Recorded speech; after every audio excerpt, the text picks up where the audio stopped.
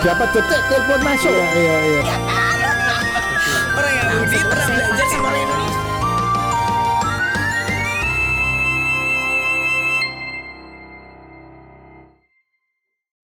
Assalamualaikum warahmatullahi wabarakatuh. Halo Brighters, apa kabar? Balik lagi bersama saya Rizal Bright di acara Bright Show, di mana kita akan menghadirkan bintang-bintang tamu spesialnya Radio Bright.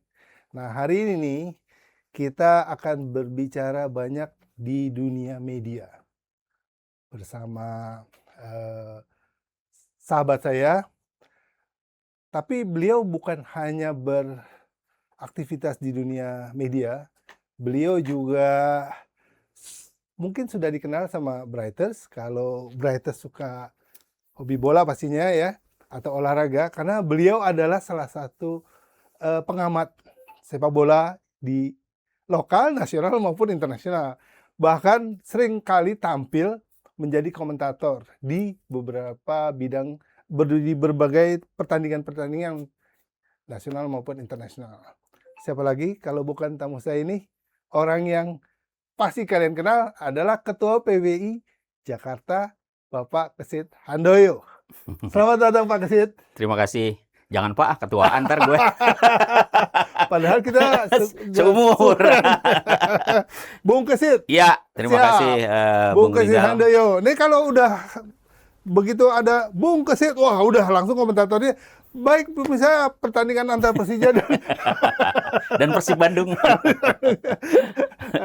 Thank you Bung Kesit. sudah Sama-sama. hadir di studio Radio. Sama-sama Bung Rizal. Ini kehadiran yang keberapa kali Anda di studio Radio Bright? Kayaknya ini yang kedua ya. Yang kedua ya. Setelah 7 purnama yang lalu ya. Hampir 4 tahun kali ya? Hampir 4 tahun Iya, lalu udah, ya. udah cukup lama, udah cukup lama. Siap.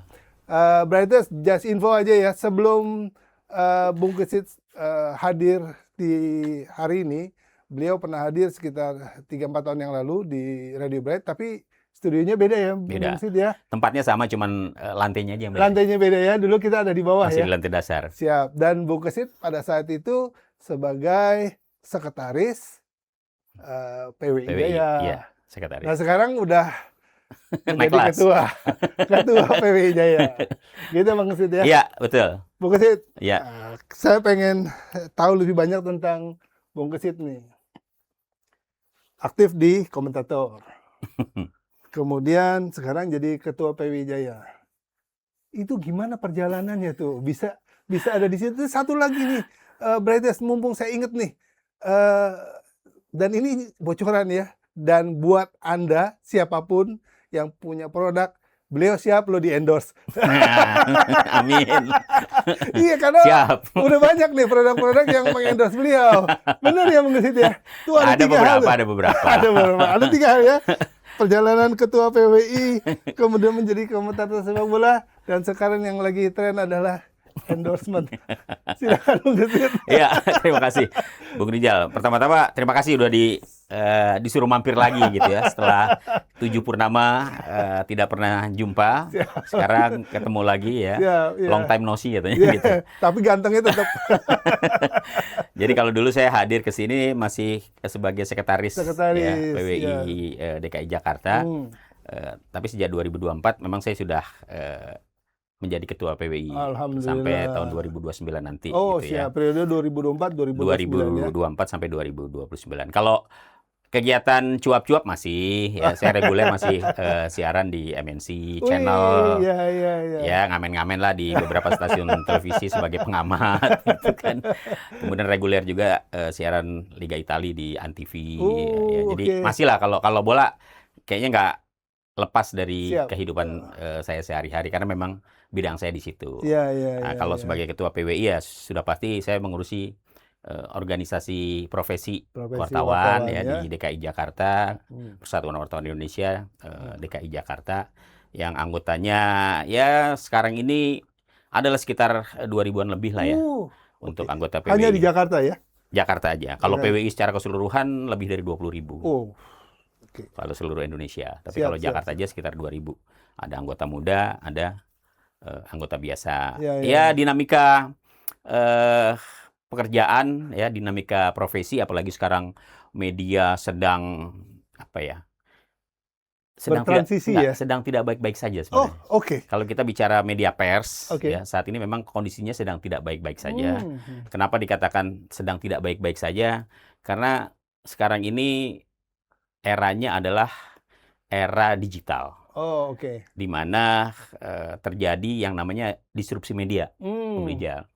Jadi sebuah perubahan yang fundamental ketika media-media konvensional seperti koran, televisi, radio, kemudian diganti, ya beralih ke media digital seiring dengan perkembangan dan kemajuan teknologi pada saat ini, dengan munculnya media sosial, platform-platform seperti Instagram, Facebook, TikTok, X, Thread, ya, YouTube, macam-macam ya. YouTube, ya. Jadi ini yang kemudian mengubah landscape media, ya, yang tadinya kita kalau mau cari berita itu baca koran, baca majalah, ya, atau kita nonton TV, mendengarkan radio, gitu ya. Sekarang sudah beralih. Beralih ya. Sekarang dengan kemajuan teknologi, dengan adanya terjadinya disrupsi media, semua informasi itu ada dalam satu genggaman, yang namanya smartphone. Semua sudah beralih ke sana, begitu ya. Jadi mengapa kemudian saya bilang dan banyak orang mengatakan ya, khususnya orang-orang di dunia pers, memang media pers sedang tidak baik-baik saja kondisinya pada saat ini, karena adanya peralihan, ya, perubahan yang fundamental dari media konvensional ke teknologi digital. Tapi begini Bung Kesit, nah biasa nih kalau komentator sepak bola kan saling berbantahan. Yang satu dukung A, yang satu dukung B nih. Tapi bukan berdebat ya. Jadi gini Bung Kesit, di era yang tadi Anda sampaikan itu kan berarti ada suatu kerumitan, ada suatu tantangan, ada sesuatu hal yang harus dipikirkan maju ke depan nih. Iya. Nah, pertanyaan saya, kok Anda mau menjadi ketua PWI? Loh, justru begini, justru ketika terjadi disrupsi media, ya di mana sekarang peran wartawan itu boleh dibilang tergantikan lah, hampir tergantikan gitu ya. Bahkan mungkin sudah tergantikan. Karena sekarang kita mengenal yang namanya media sosial, ya. Kemudian ada yang namanya citizen journalism. Ya, di mana sebenarnya kalau kita melihat atau mengorek kembali lah ya istilah misalnya wartawan, sebenarnya setiap orang itu pada dasarnya itu memiliki naluri yang sama, ya, sama-sama orang yang memiliki keinginan untuk memberikan informasi kepada orang lain, mencari informasi. Sebenarnya kan itu kan kerja wartawan. Kerja wartawan itu kan mencari, ya, mengolah, ya, kemudian memberitakan ya informasi yang diperolehnya. Kan sebenarnya setiap orang itu pada dasarnya seperti itu. Dari ruang lingkup yang kecil aja lah, misalnya di lingkungan kita, ketika terjadi sesuatu, ya, pasti kita ingin tahu. Kita ingin, setelah tahu, ya, kita mencari tahu. Setelah tahu, pasti kita akan menceritakannya kepada orang lain, kan begitu. Betul. Itu kan sebenarnya pekerjaan wartawan juga, gitu ya. Tapi sekarang memang di era disrupsi media, tantangan terhadap kerja wartawan, ya, itu memang semakin berat. Semakin berat dalam arti kata begini, di tengah serbuan media sosial, peran wartawan itu terlihat seperti terpinggirkan gitu. Seakan-akan tergantikan. Iya, seakan-akan tergantikan gitu. Karena sekarang ini orang lebih percaya dengan pemberitaan di media sosial ketimbang di media-media mainstream. Kadang media-media pers. Kenapa gitu? Nah, ini pertanyaannya, kenapa kok? Karena begini, pemberitaan atau informasi yang diperoleh masyarakat dari media sosial, yang katakanlah yang disampaikan oleh netizen, itu kan sifatnya langsung. Langsung ketika ada informasi gitu, ketika ada kejadian. Saya ambil contoh begini aja deh, di depan kantor Brad misalnya, ada kecelakaan misalnya terjadi, ada kejadian lah, apalah gitu kan. Ada masyarakat di situ, dia bisa langsung dengan handphonenya dia bisa langsung rekam, dia langsung. Mungkin tanpa harus mencari informasi dulu, dia mungkin lihat, katakanlah misalnya ada orang kesenggol motor gitu kan, kebetulan dia ada di situ, dia bisa rekam gitu kan.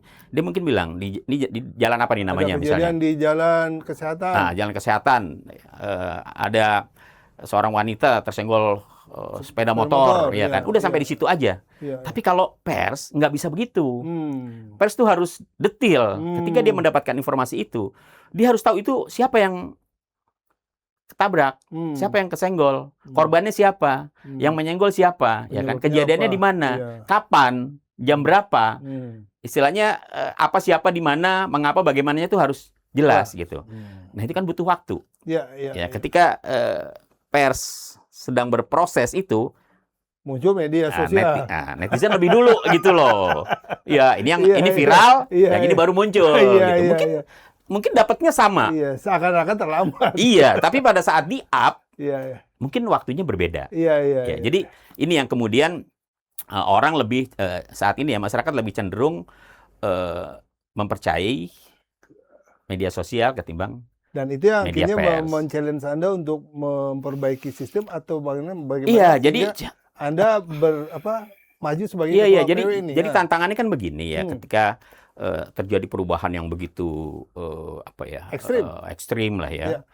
Dunia kewartawanan kan dituntut untuk wartawan itu kan tidak boleh ketinggalan zaman. Oh iya, ya harus kan? lebih inovatif. Harus inovatif. Ya, Iya. ketika ada kemajuan teknologi, kita nggak boleh ketinggalan. Iya, gitu kan. betul, Kalau setuju. Anda ketinggalan ya sudah selesai kan begitu ya. Iya, betul. Nah, tugas saya gitu ya, selain kemudian bagaimana seorang wartawan itu, profesi wartawan itu bekerja sesuai rules Aturan. yang berlaku, Iya. ya.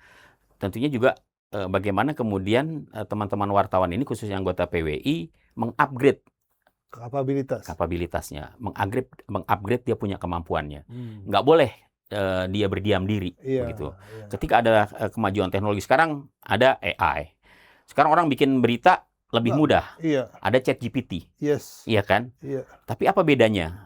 Apa yang membedakan antara ChatGPT dengan seorang wartawan yang kemudian menulis langsung? Iya. Pasti beda. Beda. Ya. Sekarang orang nggak perlu belajar sekolah jurnalistik misalnya. Nggak perlu belajar menulis. Dengan adanya ChatGPT, kita bikin aja misalnya. Saya pengen menulis berita soal pertandingan lah. Misal pertandingan antara Persija melawan Persib. Itu langsung Iya, iya. jadi tuh. Iya, iya, Tinggal iya, kita isi aja skornya berapa.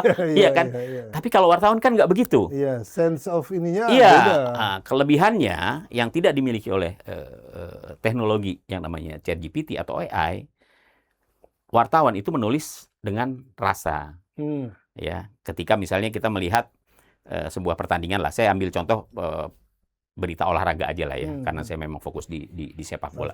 Ketika kita menonton pertandingan, itu kan banyak kejadian di sana yang tidak bisa dilihat oleh yang namanya ChatGPT. Misalnya, oke lah, ada pertandingan Persija menghadapi Persib, gitu misalnya.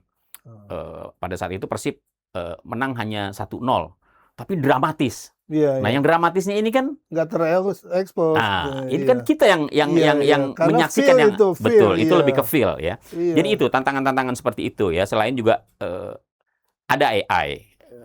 AI memang ancaman. Iya. Tapi jangan kemudian kita tidak antipati atau kita tidak perlu belajar AI, enggak gitu. Iya. Bahwa AI itu ada ya kita harus tahu juga. Iya. Tapi jangan kemudian AI itu dimanfaatkan karena kita memiliki keterbatasan misalnya dalam hal menulis, ya kemudian kita minta memudahkan. dengan AI itu nggak begitu gitu. Tapi bagaimana kemudian memanfaatkan AI supaya kerja kita itu bisa lebih bagus lagi ya, lebih maju lagi lah kira-kira seperti itu gitu. Jadi jangan kemudian kita hanyut. Iya. Sebenarnya itu tantangan yang dihadapi oleh teman-teman wartawan pada saat ini. Selain juga bagaimana kemudian tetap menghidupkan ya profesi wartawan itu sebagai profesi yang menurut saya mulia. Ya, profesi yang tidak semua orang mungkin bisa. Ya. Kira-kira seperti itu. Oke. Ini saya mendapatkan sesuatu nih dari penjelasan Bung Kesit bahwa inilah visi misi Bung Kesit ketika maju sebagai Ketua PW Jaya, menyampaikan bahwa teknologi bukan masalah buat teman-teman wartawan, tapi bagaimana kita memanfaatkan teknologi itu menjadi alat bantu gitu ya. Betul. Di mana ketika kemudahan misalkan bikin berita dari AI, tapi apa yang kurang dari AI ternyata feel. Yeah. Terus setelah itu rasa delivering-nya itu kan beda ya. Beda. AI sama orang yang menulis gitu ya. Betul. Nah, itunya yang harus diisi gitu ya. Iya. Dan itu tidak boleh hilang dari seorang wartawan, Betul. jurnalis yang Sama naluri. naluri. Iya. Ya. Dan juga identifikasi, artinya details berita. Betul. Itu menjadi penting gitu Iya. ya. Hal-hal itu yang disampaikan, dan that's why Anda menjadi ketua untuk menanamkan itu, jangan bermain di sini gitu kan. Iya, karena Begitu ya? betul. Selain itu juga kan kalau wartawan yang bekerja di perusahaan pers, Ya. di media pers, itu kan kita punya yang namanya undang-undang. Kita punya Ya, undang-undang pers nomor 40 ya, tahun ya, 99. ya. Kita punya kode etik jurnalistik ya.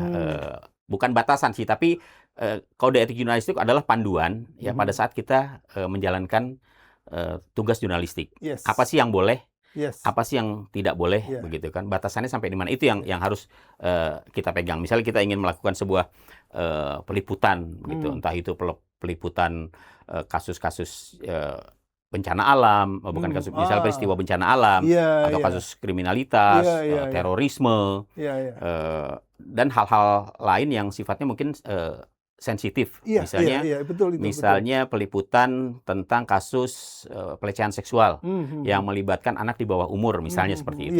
Itu ada, kita dibatasi oleh aturan gitu. Sampai sejauh mana sih kita boleh, misalnya nih, kalau ada kejadian anak di bawah umur berhadapan dengan hukum, ya, itu ada batasannya gitu. Jadi pers juga nggak boleh semena-mena. Misalnya ada kejadian seorang anak yang usianya masih di bawah umur ya, katakanlah masih 16 tahun lah. Kalau undang-undang kan menyebut 18 tahun ya anak di bawah umur gitu kan. Katakanlah ada anak umur 17 tahun perempuan, kemudian ada dugaan dilecehkan oleh tetangganya misalnya seperti itu. Ketika kita mendapatkan informasi seperti itu, kalau pers itu punya kewajiban, dan itu jelas tertera itu di undang-undang ya. Itu kita harus menjaga dengan tidak mengungkap si korban. Iya. Ya, dengan tidak mengungkap di mana rumahnya, alamat rumahnya, dengan tidak mengungkap, menceritakan secara detail peristiwanya, itu nggak boleh. Yang mengakibatkan korban malah jadi. Iya, jadi orang, jadi masyarakat jadi tahu gitu. Iya, jadi korban si yang itu, lain gitu iya, ya. kan, si itu yang kena, anaknya si itu, pelakunya si itu, kan gitu ya. Jadi ini yang harus dipahami. Dan gitu itu yang tidak dimiliki oleh AI. Nah, itu yang tidak dimiliki oleh AI, dan itu yang tidak dimiliki oleh mereka yang ya katakanlah mengaku sebagai wartawan, tapi tidak tahu etika, aturan-aturan tentang kode etik jurnalistik, tentang bagaimana sebuah pemberitaan ramah anak harus dibuat seperti itu, gitu ya. Jadi memang pekerjaan pers dibatasi ya oleh itu tadi, ada kode etik ya, ada undang-undang juga ya. Jadi tidak kemudian kita boleh sebebas-bebasnya melakukan sebuah atau membuat atau menurunkan sebuah pemberitaan yang itu tadi misalnya melibatkan misalnya anak-anak di bawah umur. Baik. Itu. Baik. Bung Kesit nih udah masuk ke fase yang serius nih berarti. Padahal saya ingin menggali siapa seorang Kesit nih. Tapi menurut saya menarik ya, karena bahasan yang disampaikan Pak Kesit ini bukan sesuatu hal yang sesuatu hal yang bisa kita abaikan begitu aja gitu ya Bung Kesit ya.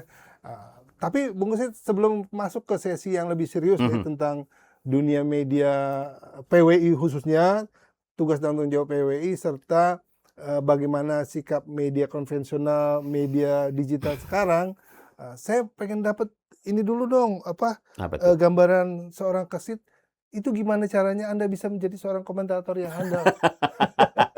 Flashback lagi dong.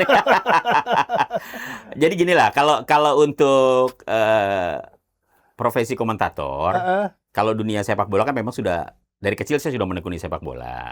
Dari kecil saya sudah menekuni sepak bola, dan itu memang hobi saya yang paling utama gitu. Nah, ketika saya terjun jadi wartawan pun saya langsung fokus di olahraga. Ya, tahun 90 lah saya memulai start sebagai wartawan olahraga. Kemudian ya setelah belajar di berbagai peliputan berbagai macam cabang olahraga ya, dari mulai atletik, bola basket, bola voli, badminton, Hmm. catur, golf, otomotif, pokoknya semua lah. Oh, oke. Cabang-cabang olahraga itu saya pelajari, Ikut, liputan-liputan di berbagai cabang itu. Akhirnya pilihannya memang saya lebih fokus ke sepak bola. Sepak bola. Ya, itulah yang kemudian membuat saya, karena saya terus mengulas tentang sepak bola, ya sampailah pada titik di mana ada stasiun TV yang kemudian mengajak saya untuk ikut menjadi pengisi Komentator. acara lah, menjadi Oh, komentator. oke, Nah, oke. itu sekitar tahun 99 lah. Jadi 99 ya? setelah 9 tahun saya terjun sebagai wartawan olahraga, baru tahun 1999 menjelang tahun 2000 ya. Artinya butuh waktu sekitar hampir 10 tahun lah ya. Baru saya bisa menjadi yang namanya komentator. Belum ada medsos. Iya, Kalau sekarang iya. kita cuap-cuap soal bola nih, Iya, siapapun viral. boleh. Nah, kita punya akun sendiri ya kan, IG kita cuap-cuap, apalagi terus Iya, banyak yang lihat jadi viral. Oh, udah bisa langsung Nah, jadi itu udah bisa yang langsung saya jadi pengen pengamat. bahas juga tuh, karena sekarang tuh katanya berarti jadi komentator itu gampang, yang penting kita berlawanan dengan komentator sebelah kan. Selama berlawanan jadi seru katanya.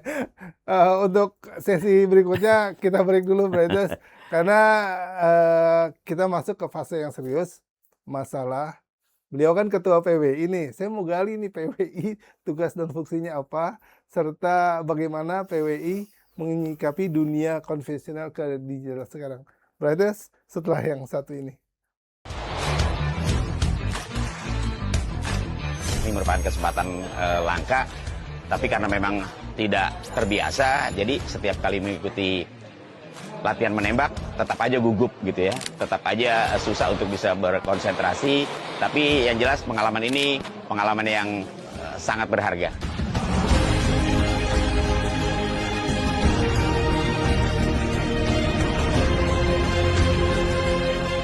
Retret ini memberikan manfaat yang begitu luar biasa.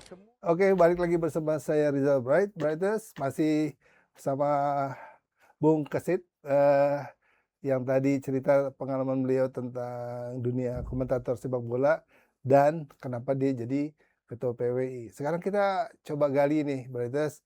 Saya sendiri sebenarnya masih bingung apa fungsi wartawan, apa fungsi PWI, dan bagaimana tadi beliau di depan udah bercerita banyak tentang era digital, tapi saya belum dapat apa yang dilakukan oleh teman-teman wartawan dan organisasinya menyikapi dunia konvensional media ke dunia digital ini. Apakah setiap orang yang mendeliver atau menyampaikan berita itu bisa disebut sebagai seorang wartawan? Padahal ada yang namanya kode etik dan sebagainya. Bagaimana menyikapi itu? Kita lempar ke Bung Kesit. Bung? Ya. Yes. Kita ngobrol soal PWI. Ya. Nanti bisa dimulai dari PWI itu apa sih, gitu ya. Kemudian apakah organisasi wartawan itu hanya PWI? Ya. Kemudian kepada siapa PWI itu bertanggung jawab? Kemudian juga masuk ke era yang lebih serius, bagaimana fungsi PWI di zaman media dulu dengan era sekarang? Silakan Bung Kesit.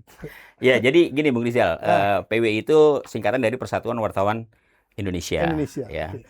Itu berdiri tahun 1946. Oh. Ya. Jadi tahun ini PWI itu usianya sudah 80 tahun. Udah ya. lebih tua dari saya berarti. Iya, jadi PWI itu memang organisasi profesi kewartawanan tertua ya, pertama di Indonesia. Di Indonesia Oh, gitu. Oke. Dan ulang tahun atau tanggal lahir PWI itu sama dengan Hari Pers Nasional. Ya, 9 Februari. 9 Februari. Ya, tahun ini kami merayakan Hari Pers Nasional di Serang kemarin, di Provinsi Banten gitu ya. Tahun depan insya Allah di Bandar Lampung gitu. Ya, jadi kalau kita bicara organisasi kewartawanan di Indonesia, bukan hanya PWI. Ya. Ketika zamannya Orde Baru, ya sampai tahun 98 lah ya, itu memang organisasi kewartawanan di Indonesia itu hanya Cuma PWI, ya, Oh, hanya oke. satu, Hanya PWI. hanya PWI. Tapi setelah reformasi, kemudian lahirlah beberapa organisasi profesi kewartawanan lainnya, seperti AJI, ya, Aliansi Jurnalis Independen. Kemudian ada yang namanya IJTI, ya, Ikatan Jurnalis Televisi Indonesia. Kemudian ada juga baru-baru ini, ya belum lama lah ya, ketika dunia digital ya mulai berkembang, ketika media-media konvensional mulai beralih ke media-media online karena seiring dengan kemajuan teknologi, lahirlah yang namanya misalnya Serikat Media Cyber Indonesia atau SMSI. Ada juga Asosiasi Media Cyber Indonesia, ya, AMSI. Ada juga Jaringan Media Cyber Indonesia atau JMSI, gitu ya. Ini semuanya konstituennya Dewan Pers.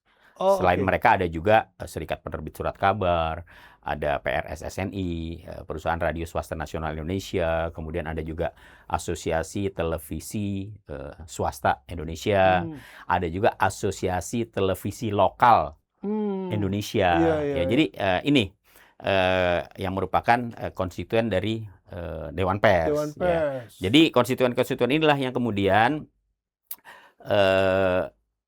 ya kalau dibilang mau merumuskan gitu ya, merumuskan bagaimana kemudian pers ini harus menghadapi tantangan ke depannya, kira-kira seperti itu ya. Sekarang ketika era media sudah begitu cepat berubah, memang lagi-lagi saya katakan bahwa tantangannya memang semakin berat. Ya. Tapi bukan berarti kemudian pers mati, enggak. Pers tidak akan pernah mati gitu. Pers tetap akan dibutuhkan. Kenapa? Karena pers bekerja itu sesuai dengan ada yang namanya kode etik. Ya. Pers itu harus memverifikasi sebuah data. Pers itu harus memverifikasi sebuah informasi, validitasnya. Pers juga harus independen. Ya. Pers tidak boleh bekerja dengan niat yang buruk. Ya. Kemudian pers juga harus objektif melihat sesuatu, begitu. Apalagi pers merupakan pilar keempat dari demokrasi. Ya, jadi pers sebagai kontrol sosial, saya kira ya itu akan terus ada dan akan terus berfungsi seperti itu. Gitu. Nah, kembali kepada PWI, seiring dengan sejarah perjalanannya, memang pada saat ini ketika dunia pers sedang tidak baik-baik saja, tantangan ke depan khusus buat PWI memang semakin berat, ya, semakin berat dalam arti kata bagaimana kemudian anggota-anggota PWI ini jangan sampai terlindas oleh zaman, tidak boleh kemudian tertinggal oleh yang namanya kemajuan teknologi. Ya, jadi anggota-anggota PWI itu juga harus bisa, gitu, harus bisa mengikuti kemajuan zaman, bagaimana kemudian mengupgrade medianya supaya tidak sampai terlindas. Supaya jangan sampai katakanlah kemudian bubar. Mati suri. Kalau mati suri masih mendingan. Kalau bubar. Bubar karena udah mati semua. Udah mati semuanya gitu kan. Berarti udah nggak ada lagi gitu kan. Iya. Akhirnya semua orang aja. Iya, kan harus kita juga sekarang melihat banyak media yang kolaps. Iya. Ya, banyak media yang tutup. Iya. Bahkan kalau kita mau melihat media cetak lah ya. Entah itu koran, majalah, tabloid. Sekarang udah bisa dihitung dengan jari. Iya. Karena bisnis landscape-nya beda. Ya, jadi tantangannya adalah bagaimana kemudian masih ada beberapa media cetak itu masih ada gitu ya. Tapi jumlahnya kan sudah sangat menurun drastis dan pembacanya juga sudah beda gitu karena semua orang sekarang beralih ke media sosial. Nah, PWI sebagai organisasi yang mewadahi profesi wartawan.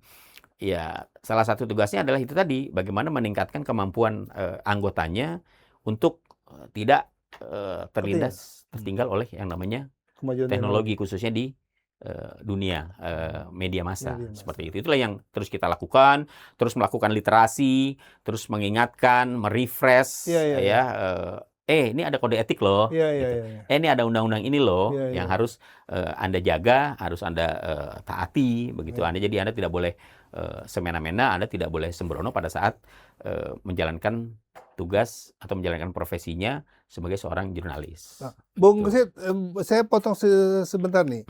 Tadi kan Anda bilang bahwa konstituen Dewan Pers itu ada banyak ya. Iya. Tadi di kepala saya itu Dewan Pers itu adalah lebih kepada orang yang sering menulis, mendeliver berita melalui tulisan gitu. Bukan. Ternyata ketika Anda bilang ada asosiasi radio, Iya. asosiasi TV, nasional, lokal dan segala macam, berarti wartawan yang dimaksud adalah wartawan bukan yang hanya menulis gitu ya? Iya, jadi kalau wartawan yang dimaksud yang kemudian berada di dalam konstituennya Dewan Pers ini adalah wartawan yang bekerja di media yang berbadan hukum pers. Oh, yang berbadan hukum pers. Berbadan hukum pers khusus. Jadi media itu memang badan hukumnya khusus tentang pers, ya. Jadi itu yang disebut dengan wartawan. Ya, jadi wartawan yang bekerja di media berbadan hukum pers gitu. Yang medianya itu memang jelas diterbitkan dengan ketentuan sesuai dengan ketentuan yang berlaku bahwa media pers adalah media yang badan hukumnya memang Bagaimana dengan media-media yang saya nggak tahu nih kategori pers atau berita itu seperti apa gitu ya?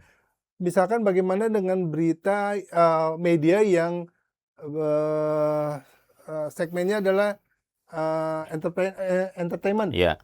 Bagaimana dengan media yang isinya edukasi, ya? Bagaimana dengan media yang bukan hanya menginformasikan gitu ya, sesuatu hal, tapi dia mengeduket, entertainment tadi gitu ya. Apakah itu juga bagian dari dikatakan wartawan atau pers itu? Iya kan gini, kalau pada dasarnya wartawan itu kan orang yang bekerja ya, mencari, mengumpulkan, mengolah, kemudian menginformasikan atau menyebarkan ke masyarakat lewat saluran resminya, ya lewat saluran media pers itu, entah lewat koran, radio, televisi, ya kan. Nah sekarang kan dengan majunya teknologi, dengan adanya media sosial, media-media pers ini kan juga punya officialnya, punya official di IG-nya, Instagram, punya official di TikTok, YouTube, Facebook, gitu. Berita-berita ini yang kemudian di-deliver ke medsos official itu, medianya itu, gitu kan. Nah, tadi ketika era internet sudah sedemikian masif, gitu ya, sudah sedemikian canggih, orang membuat media itu sekarang gampang, mudah, gitu loh. Kita punya duit 1 juta, 2 juta, bisa bikin web. Kita sebut aja misalnya rizalbreadnews.com misalnya gitu kan. Nah, itu udah orang ngeliatnya pasti, ini berita nih, media nih kan gitu. Isinya kan berita segala macam lah ya, entah itu mengulas soal politik, ekonomi, sosial, budaya, olahraga, ya apa aja lah gitu kan disampaikan di situ. Tapi ketika kita ingin mengetahui lebih jauh, pertanyaannya adalah ini media pers atau bukan? Nah, kan begitu. Ya kalau kami melihatnya sih gampang untuk membedakan apakah ini media pers atau sekedar website atau hanya sekedar media media seperti layaknya media-media pers. Melihatnya gampang. Media ini punya badan hukum atau enggak? Ya. Ketika media itu tidak memiliki badan hukum, berarti kita menganggap itu tetap sebagai media sosial. Ya. Ketika media itu tidak dilengkapi dengan yang namanya pemimpin redaksi, penanggung jawab, struktural alamatnya di mana, ya kan, badan hukumnya namanya apa, itu tidak ada, nah itu berarti bukan media pers. Karena kalau media pers itu jelas harus ada penanggung jawab. Ketika terjadi dispute, ketika terjadi konflik atau sengketa jurnalistik, maka ada penanggung jawabnya. Itulah media pers. Penanggung jawab ke Sit B. Handoyo. Ya kan, pemerintah juga ke Sit B. Handoyo. Ini ada laporan terkait dengan pemberitaan yang ada di media saya, misalnya seperti itu. Makanya saya harus yang bertanggung jawab. Gitu. Alamatnya di sana. Itu jelas. Tapi kalau enggak, gimana gitu loh. Ada berita nih, bla bla bla bla bla bla bla. Wah, ini berita merugikan. Kita klik. Redaksinya di mana nih alamatnya? Nggak nemu. Yang nulis siapa namanya? Nggak nemu. Pemerintah siapa nggak nemu? Ya itu berarti bukan media pers. Tapi pertanyaannya gini, Bung Gesit. Ketika apa yang Anda katakan ada pempret, ada alamat, ada identitas, dan dia punya legalitas gitu ya. Tapi dia tidak berafiliasi dengan salah satu organisasi. Nggak masalah. Oh, tidak masalah. Tidak masalah. Jadi tapi dia tidak juga berafiliasi organisasi, berarti kan dia tidak berafiliasi dengan Dewan Pers. Nggak apa-apa. Jadi tidak ada aturan yang memang disarankan setiap wartawan itu bergabung dengan organisasi pers. Oke. Ya, tapi tidak bergabung pun juga tidak apa-apa. Oh, gitu oke. ya. Tapi sepanjang koridornya tidak dilanggar, ya, ketika kerja jurnalistiknya sesuai dengan aturan, misalnya ketika ada sebuah media, oh iya kok dia ada badan hukumnya, dia ada penanggung jawabnya, dia ada pemretnya, ada reporternya, alamatnya jelas, begitu kan? It's okay. It's okay, no problem gitu. Ketika terjadi sengketa pers, dia juga biasanya Dewan Pers juga akan memfasilitasi, akan membantu memediasi. Tapi ketika media itu tidak memiliki badan hukum, ya, tidak memiliki badan hukum aja, udah itu bukan jadi bukan ranahnya bukan bagian dari Dewan Pers itu. Karena itu udah menyalahi aturan. Iya, yang saya tahu bahwa itu bukan gitu. Berarti itu dianggap sebagai media sosial, bukan media pers. Karena itu juga ada melanggar aturan ketentuan yang berlaku. Iya, memang harus ada badan hukumnya. Oke, clear buat saya. Walaupun Brightest mungkin ada beberapa hal yang belum clear, nanti bisa ditanyakan ke Bung Kesit. Saya nggak perlu mention nomor teleponnya ya, karena beliau udah sedemikian. Ada IG saya, ada IG saya. Ada IG-nya ada juga IG, ya. Ada Facebook. Dan just info singkat aja nih, Brightest. Waktu saya, wah seneng dong Bung Kesit mau datang ke Studio Radio Bright gitu ya. Saya buka dong profilnya ya. Tulis aja nih, profil Bung Kesit. Nggak tahu aja, Prerot banyak keluar. Waduh, segampang itu gitu mendapatkan profilingnya Bung Kesit. Nah, Bung Kesit, kita udah ngomong soal peran PWI di antara organisasi wartawan atau jurnalis yang ada di Indonesia ya, dan bagaimana dia merupakan konstituen dari Dewan Pers. Ya. Dewan Pers itu sendiri seperti apa dan bertanggung jawab terhadap siapa? Ya, kalau Dewan Pers ini kan sebenarnya independen ya. Jadi Dewan Pers itu ketuanya yang milih anggota-anggota itu, konstituennya Dewan Pers. Begitu. Ya. Jadi tidak ada campur tangan dari pemerintah atau dari pihak. Tidak ada. Jadi independen. Ya, independen. Dan itu bisa dijamin independen. Iya, karena yang memilih ketua Dewan Pers itu ya konstituen ini. Ya, jadi teman-teman yang perwakilan PWI yang ada di Dewan Pers, perwakilan dari AJI, IJTI, semuanya itu yang kemudian memilih. Dan Dewan Pers itu ketuanya yang pasti bukan wartawan, tapi tokoh masyarakat. Tokoh masyarakat yang ketentuannya memang seperti itu. Ketentuannya seperti itu. Tetap mengacu pada ketentuan yang diatur oleh pemerintah, pastinya undang-undang ya. Ketentuan yang undang-undang pers. Nah, tadi selintas segini ini kan lagi tren di Indonesia ya. Kebebasan berekspresi, kebebasan berpendapat gitu ya. Maka ada tuh dulu cuma PWI, sekarang banyak gitu ya. Sekarang ada kepikiran orang awam nih seperti saya gitu. Kita bikin aja Dewan Pers tandingan. Iya, kan kebebasan berpendapat kan dijamin oleh Undang-Undang Dasar 45 ya kan. Pasal berapa itu? 28 ya. Jadi kalau misalnya siapapun boleh membuat organisasi kok, termasuk organisasi kewartawanan. Tapi apakah kemudian itu sesuai dengan ketentuan atau undang-undang yang berlaku? Kan pasti perlu diskusi lebih dalam lagi. Ya ini bukan kapasitas saya untuk menyebut. Tapi kalau kita bicara secara umum, semua orang bebas untuk membuat organisasi, mendirikan organisasi, karena itu memang dijamin oleh undang-undang. Tapi apakah kemudian berbenturan atau tidaknya, ya silakan para ahlinya yang mendiskusikannya. Oke, Bung Kesit, ini menarik ya, di antara dunia teknologi yang makin berkembang. Jadi bukan hanya dunia pers, tapi udah masuk ke segala macam lini ya. Karena menyangkut masalah kesempatan kerja, kemudian ya dunia perbankan, dunia apapun akhirnya beralih ke teknologi. Dan itu tidak bisa dipungkiri. Ya, dan generasinya Bang Kesit nih, bukan generasi saya. Kayaknya kita satu generasi. Berarti harus siap menghadapi itu gitu ya Bang Kesit ya. Ya kan, saya yakin Bung Kesit pasti di rumah panggil anaknya atau cucunya, ajarin gue AI. buka ini gimana gitu Iya, ya. iya, iya, Mau iya. nggak mau ya akhirnya ya. Iya, itu saya kira makanya saya bilang sekarang ini kan dunianya adalah dunianya anak-anak muda lah ya. Iya, iya, iya. Dunianya Gen Z, dunianya anak-anak milenial lah kira-kira Iya, begitu. iya, iya. Ya, kalau kita kan, ya kalau generasi saya ini kan beruntungnya adalah generasi yang mendapatkan apa namanya perubahan teknologi itu sampai saat ini. Iya, Gitu. iya, iya. Ikut merasakan Ikut ya. merasakan. Dulu kita pertama kali jadi wartawan lah, saya cerita. Iya. Masih pakai mesin Mesin tik. Untuk mengirim berita kita fax email, Iya, kan iya, begitu iya, kan. Tapi iya. kemudian nggak lama kemudian ada yang namanya telex, Iya, bisa pakai iya. telex gitu. Kemudian ada mesin tik yang elektrik, sudah lebih canggih gitu Iya, kan. iya, iya. Kemudian komputer, Komputer. meskipun mesti pakai disket, Iya, tapi iya. ngirimnya tetap aja harus pakai fax misalnya gitu kan, Iya, tetap iya, di iya. print gitu. Iya, iya. Tapi kemudian ada modem, Iya, ya kan. Iya, iya.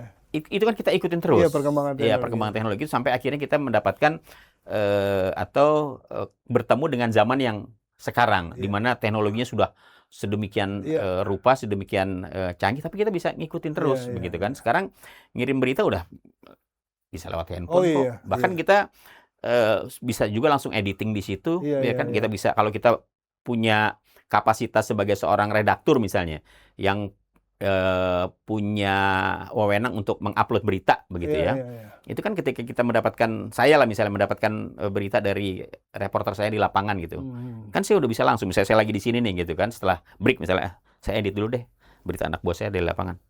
Udah bisa langsung saya ini. Jadi tanpa, gue mesti ke kantor dulu. Kalau dulu kan enggak. Iya, iya, iya. Kita, kalau saya kerja di koran, kita kerja malam, ya kan, untuk koran pagi, kan begitu. Atau koran sore, karena saya juga di koran sore, kita kerjanya pagi. Deadline jam 11 siang gitu kan. Kan kita harus ke kantor dulu tuh. Iya kan. Nah, jadi seperti itu. Tapi sekarang ini segala sesuatunya sudah bisa dikerjakan di mana ya, aja. bisa dikerjakan di mana saja, dan itulah kecanggihan dari teknologi. Jadi kalau sekarang ya saya mau nggak mau harus belajar dengan yang muda-muda, jujur. Saya beberapa kali membuat media, itu reporter-reporter saya itu anak-anak muda semua. Anak-anak muda. Saya harus belajar dengan mereka, dan saya nggak pernah malu untuk belajar dengan mereka, begitu. Itu aja sih. Jadi memang kita nggak bisa pungkiri. Tidak bisa memungkiri bahwa saat ini generasinya sudah berbeda, dan kita memang harus belajar juga ke mereka. Berbeda, ya? Kita mungkin karena kita lebih senior barangkali begitu ya. Tugas kita adalah membimbing aja. Nah, betul ya, itu dia. Tapi untuk mempelajari teknologinya, mereka lah yang saat ini punya itu. Gitu. Siap, Bung Gesit. Sesi kedua udah makin seru, makin panas. Kita akan meningkatkan tensinya ke hal yang lebih seru. Dimana kalau di dunia komentator sepak bola tuh, ketika ada gol kan terjadi ledakan-ledakan emosional tuh. Apalagi kalau golnya dibalas langsung. Tuh nah, ya iya, bisa lompat dari meja itu kita, dari kursi. Berarti kita akan balik lagi ke sesi 3 ke hal yang lebih seru setelah yang tadi.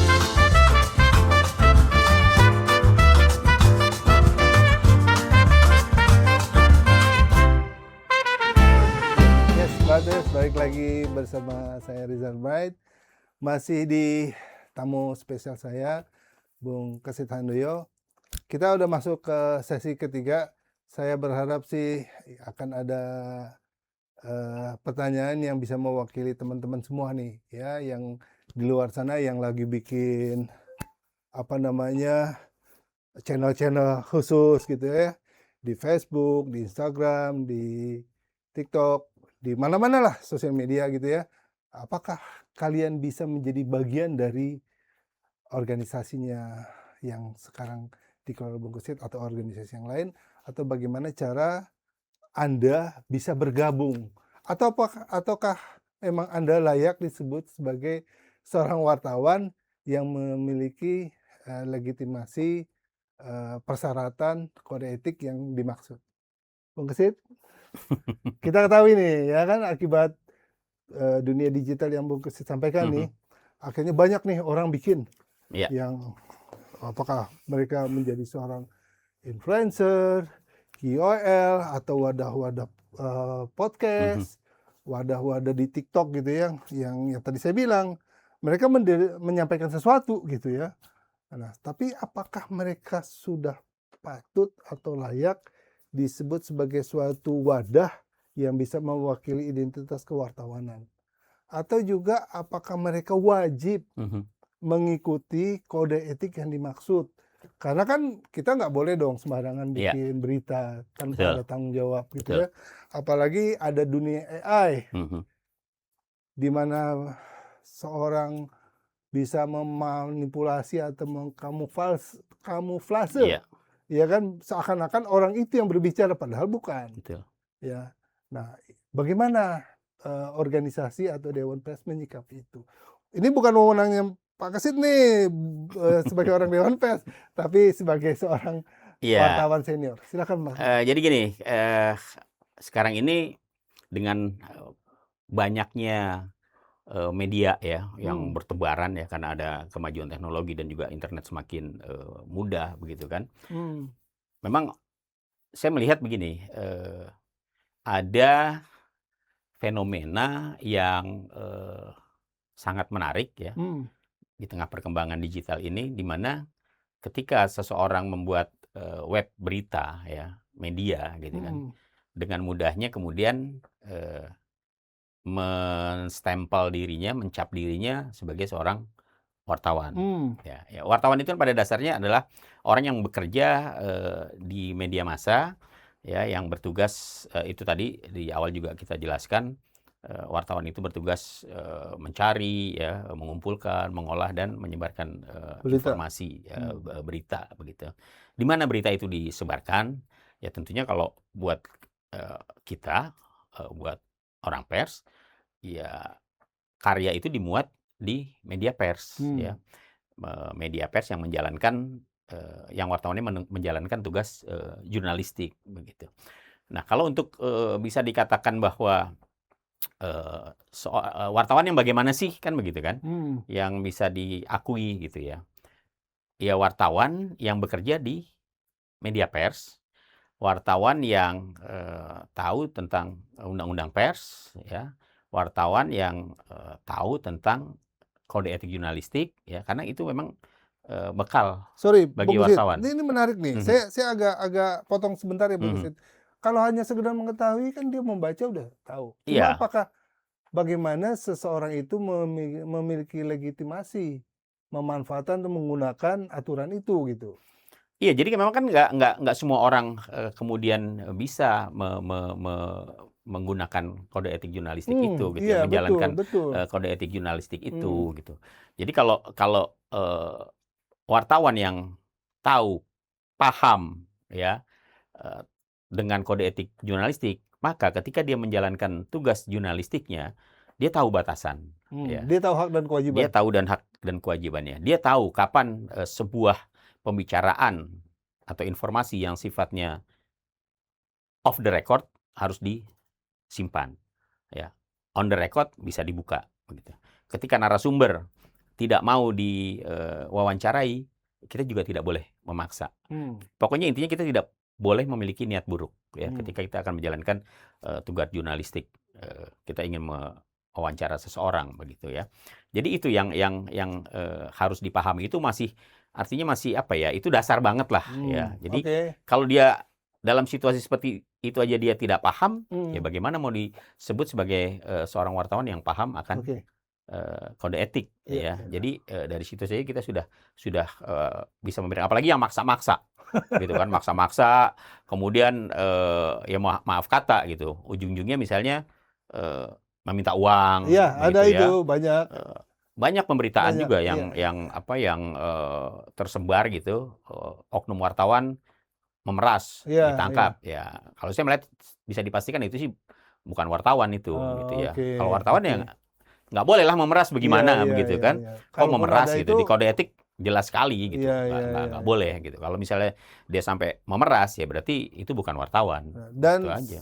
Pertanyaannya adalah, kalau ada yang begitu, tidak semudah juga disebut oknum kan. Artinya begini, ada wartawan yang menyalahgunakan, oh itu oknum.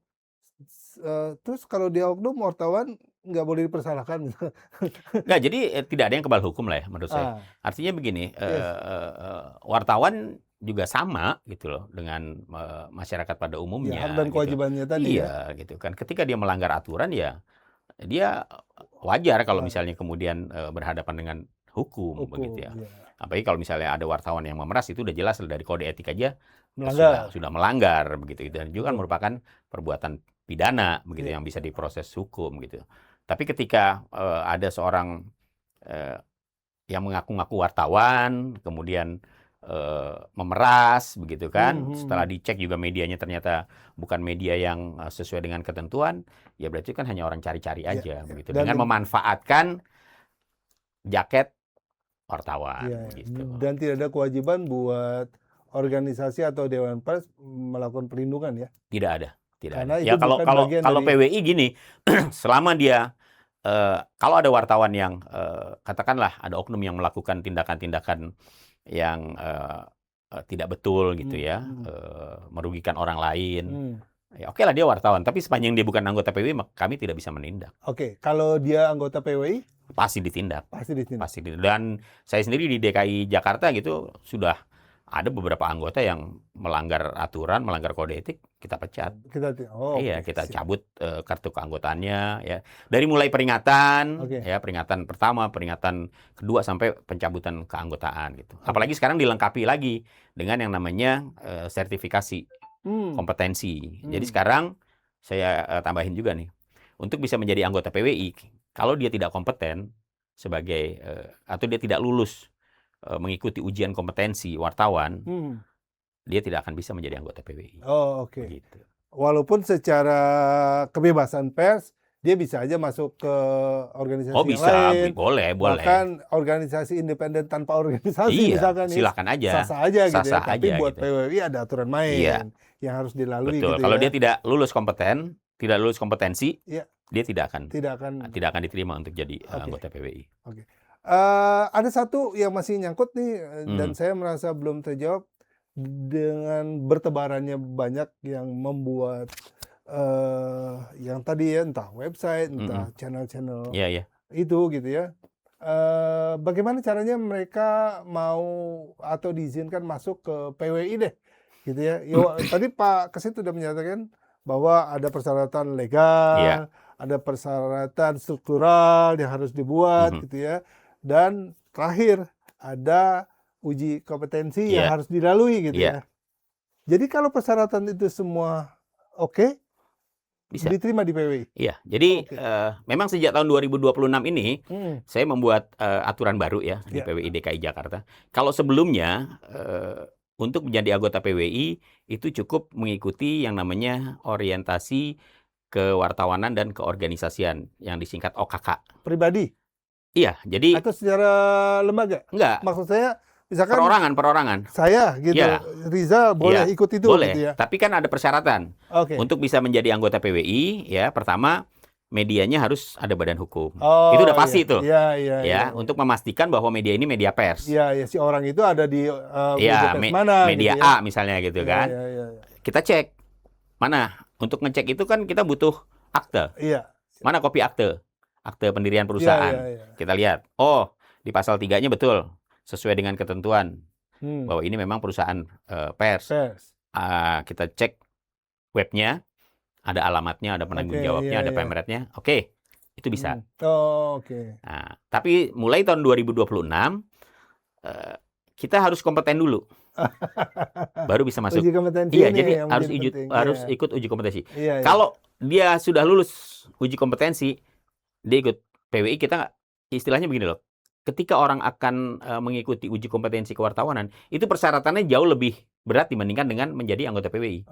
Selain medianya harus berbadan hukum segala macam, itu memang aturan yang ditetapkan ya. Jadi ketika dia mau daftar sebagai anggota PWI, karena dia sudah lulus kompetensi ya, dia sudah dianggap kompeten, berarti kan medianya secara tidak langsung memang sudah layak. Sesuai, sudah layak. Tinggal dia mengikuti yang namanya orientasi kewartawanan dan keorganisasian, mengenal lebih jauh tentang apa sih PWI ini gitu loh. Seperti apa sih dapurnya? Gitu kan? Kan kita punya yang namanya anggaran dasar, kita punya yang namanya anggaran rumah tangga. Kita jelasin tuh hak dan kewajibannya apa aja sih. Termasuk juga kita memberikan pemahaman.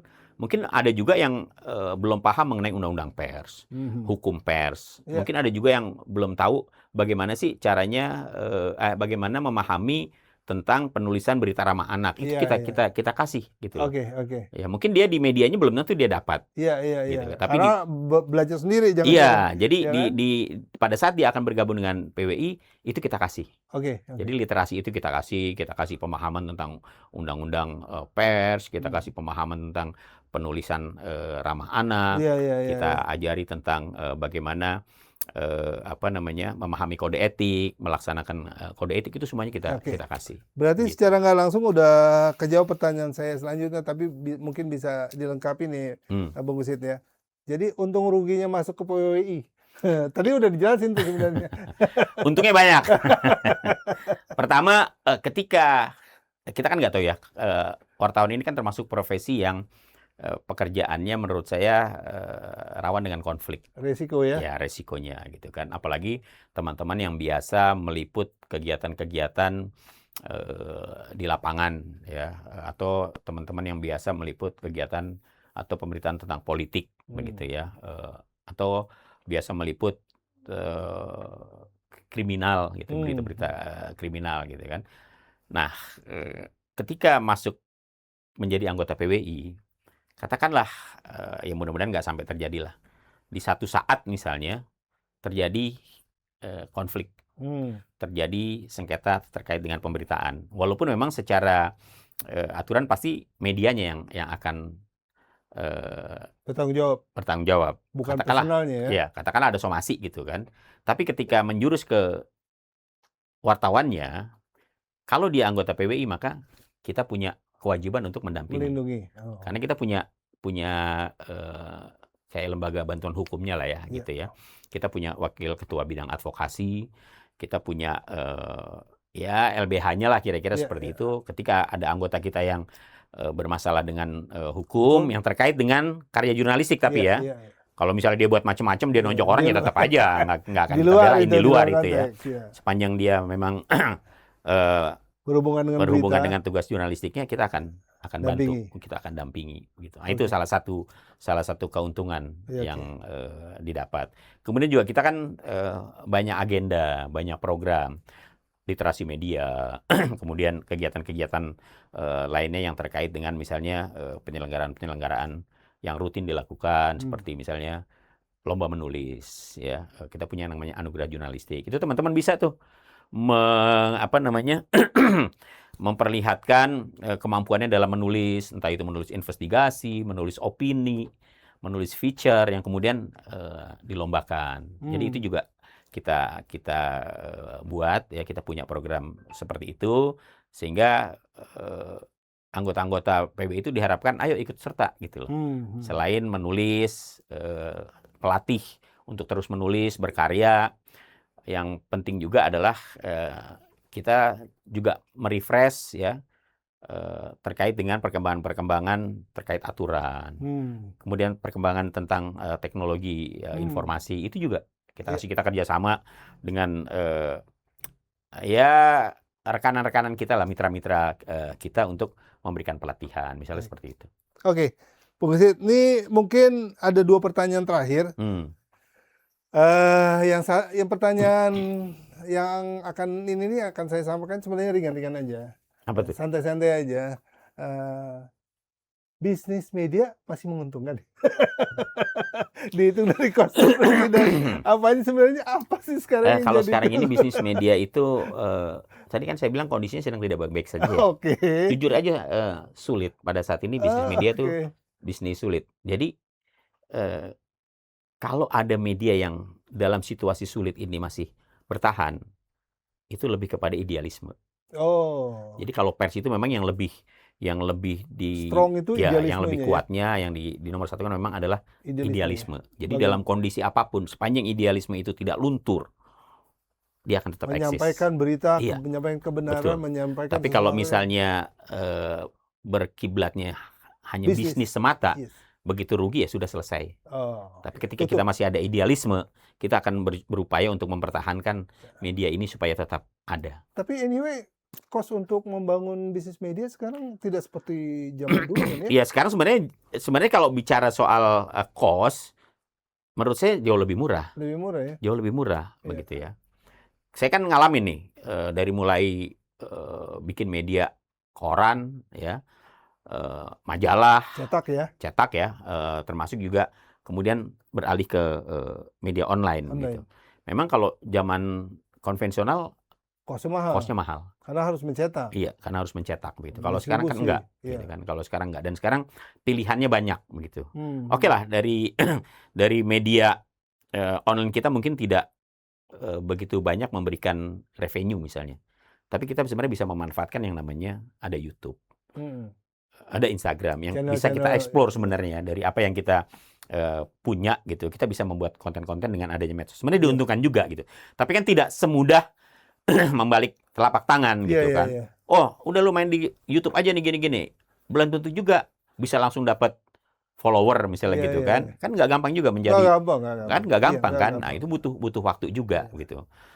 Ada juga yang settle ya dengan channelnya yang mereka buat gitu kan. Ada juga media settle, tapi juga tidak sedikit yang ternyata juga tidak bertahan lama gitu. By the way nih, Bung Gesit, tadi Anda menyebut ada channel YouTube, Instagram. Itu kan punya orang luar semua ya. Kapan Indonesia punya itu ya? Itu dia. Jadi ini kan kalau bicara kita kapan ya kita punya itu, kayaknya saya nggak bisa menjawab tuh kapan gitu ya. Kita tunggu aja lah, mudah-mudahan orang-orang pintar di Indonesia ini bisa membuat seperti Google misalnya gitu kan ya. Iya, pada akhirnya memang kita masih bergantung pada asing lah ya, pihak luar. Nah, sekarang kalau dari pers sendiri yang sedang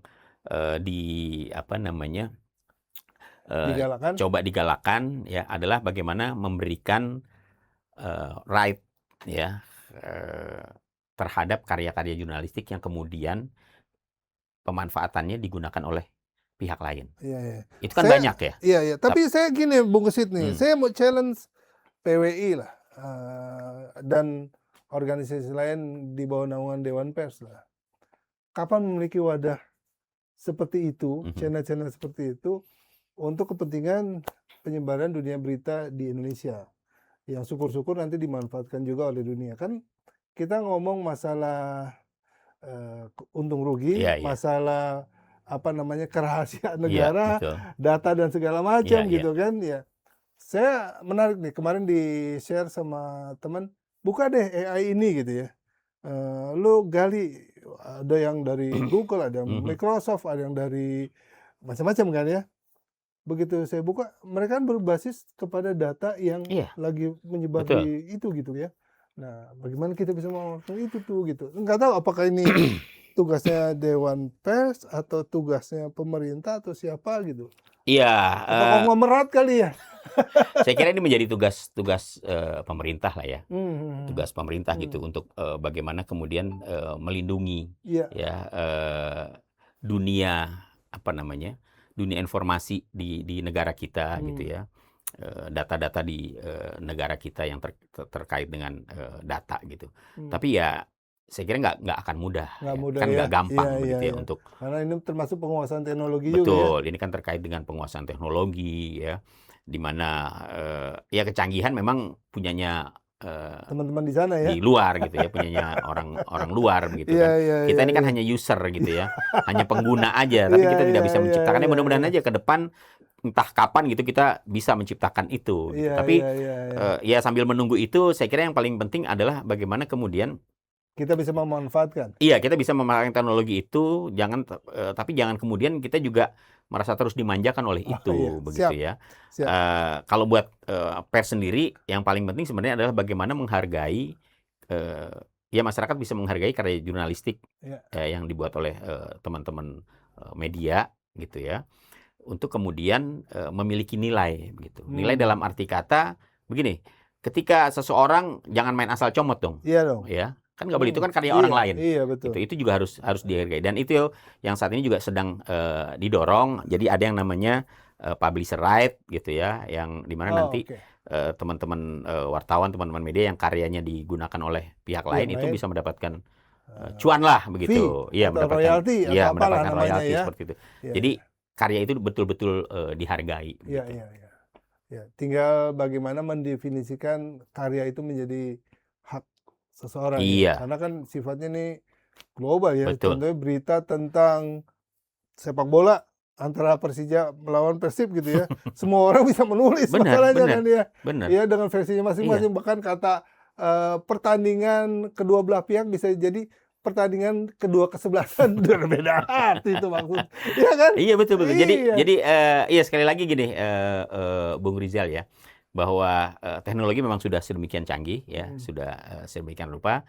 Tapi buat kami, buat masyarakat pers, yang paling penting adalah nurani yang harus tetap berbicara begitu. Artinya teknologi boleh berubah, teknologi boleh canggih, tapi kalau kita bicara hati nurani, kita bicara idealisme, itu tidak bisa tergantikan. Malu juga kadang-kadang gue nyontek punya orang nih. Iya, tidak bisa digantikan oleh kecanggihan teknologi. Gitu. Oke, siap Bung Kesit. Wah, thank you banget nih diskusinya nih. Mudah-mudahan teman-teman Brightest dan saya pribadi banyak mengambil pembelajaran dari keterangan Bung Kesit yang ngakunya sih wartawan, tapi saya pengen buktiin apa bener dia seorang wartawan. Wartawan itu selain pintar menulis, dia juga pintar ngecap, dan itu udah dibuktikan sih di komentator ya, sebagai komentator sepak bola. Tapi saya pengen ngetes juga, Bung Kesit, saya challenge nih. Saya punya 3 kata yang entah dari mana, Anda harus membuat sebagai suatu reportase berita yang menggabungkan 3 kalimat itu. Apa tuh? Nah, misalkan saya pengen Bung Kesit merangkai kata sepatu baru, air minum, dan duduk di sofa menjadi suatu rangkaian berita yang menarik buat Brightest. Sepatu baru, apa tadi? Air. Sepatu baru, air minum, sama duduk di sofa. Bahaya ini. Bener kan seorang wartawan? Canggih nih. Silakan. Oke, jadi hari ini hari Kamis ya? Hari Kamis di tengah cuaca yang begitu ya agak-agak mendung gitu ya. Tapi masih ada sinar matahari walaupun malu-malu, berjalan ke arah Condet menggunakan sepatu baru, hadir ke studio Bright ya, Radio Bright di kawasan Pasar Rebo, naik ke lantai 3, terlihat ada sofa merah dan 2 botol walaupun tidak saya minum. Tapi pertemuan hari ini sangat luar biasa. Maaf, ini terjadi pelanggaran karena beliau menyebutkan brand. Nggak dibayar ya? Padahal brandnya udah dicopot. Kita ulang, Brightest. Tapi esensinya udah dapat. Dia udah mulai membuktikan kewartawanannya. Tapi saya pengen ngaci. Anda saya minta untuk merangkai lagi kalimat dengan antara Studio Radio Bright, seorang Kesit, dan masyarakat luas. Studio Bright, seorang Kesit, dan masyarakat luas. Iya, Studio Bright, sebuah studio yang pernah saya singgahi sekitar 3-4 tahun lalu. Ternyata tidak mengalami banyak perubahan kecuali hanya pindah lantai saja. Dan di ruangan yang cukup sejuk ini kami bercerita banyak tentang dunia kewartawanan, tentang dunia teknologi digital dalam dunia informasi. Dan di Bright, di bangku yang sangat empuk ini, saya begitu terpesona. Sehingga pertanyaan-pertanyaan yang disampaikan oleh Bung Rizal dapat saya jawab secara tuntas, tas. Ada yang ketinggalan nggak tuh? Ada. Apa tuh? Anda tidak menyebut saya ke situ. Wartawan udah nyebut saya. Saya ke situ wartawan profesional. Jangan. Itu namanya membanggakan diri sendiri, nggak boleh. Tapi jujur Bung Kesit, saya bangga mendatangkan Anda di sini. Terima kasih. Karena Anda adalah orang yang spesial buat saya. Terima kasih, saya juga bangga bisa diundang lagi ke sini. Brightest Bung Kesit ini adalah salah satu senior, bukan hanya sebagai senior tapi sebagai pembimbing saya. Bahkan beliau yang selalu mengingatkan saya tentang dunia media. Nah, untuk itu, atas jasa-jasanya beliau nih, saya ingin mengapresiasi Bung Kesit menjadi salah satu penasihat atau mentor di Radio Bright. Yes. Nah, kita akan mengukuhkan saudara Kesit menjadi mentor Radio Bright dengan memberikan Bung Kesit atau memaksa tepatnya Bung Kesit untuk mengenakan identitas Radio Bright. Ya, yuk kita ini boleh kita diri ya Saya Mas berdiri Ilham nih? ya. Iya dong. Aduh. Nah, terima kasih Mas Ilham. Nah, ini Bung Kesit ada. Ini sih nggak usah dipaksa sebenarnya, pasti kalau dikasih pasti saya pakai.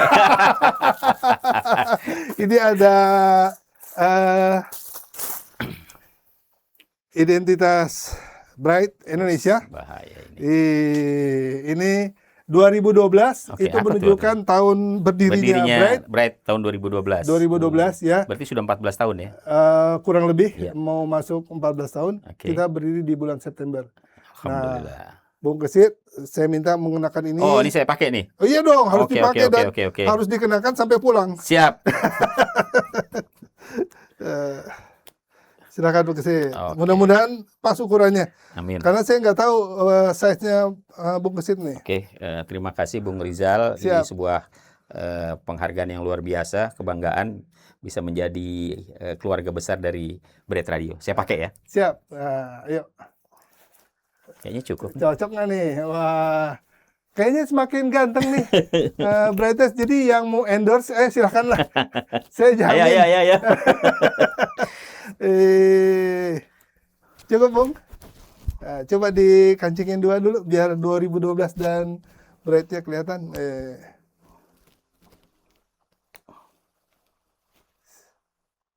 Mantap. Mantap.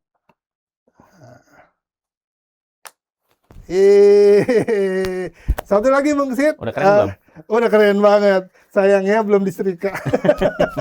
Keren. Oke. Siap ya. Thank you. Nah, satu lagi Bung Kesit, saya akan memberikan tanda mata. Nah, ini merupakan tumbler khusus dari Bright.